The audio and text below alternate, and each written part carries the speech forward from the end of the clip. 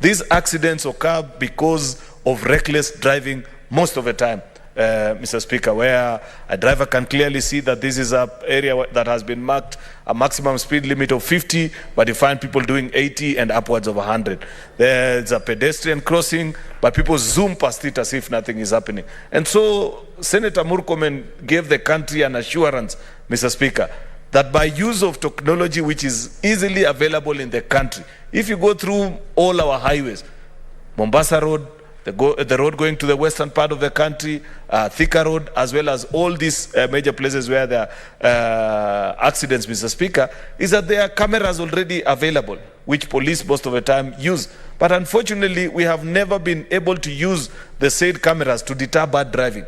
And it is exactly what Senator Veronica Maina is saying, Mr. Speaker, that people need to be fined. People need to lose their license. It needs to cost you some money, Mr. Speaker, when you make even a simple mistake, as simple as going 10 kilometers per hour above the requisite speed limit in a particular part of the road, Mr. Speaker. When people begin to feel the pinch, then Kenyans will begin to learn the good habits of driving, Mr. Speaker. And it is simple. It's a promise which I had hoped that he will execute within the first 3 months of his being in office. I want to demand of my good friend, the CS for Transport, that there can be no other way. Countries that have been able to bring down road carnage have leveraged on technology to ensure that bad drivers are first fined and eventually blacklisted from ever driving on public roads, Mr. Speaker. And there is no shortcut to this, Mr. Speaker.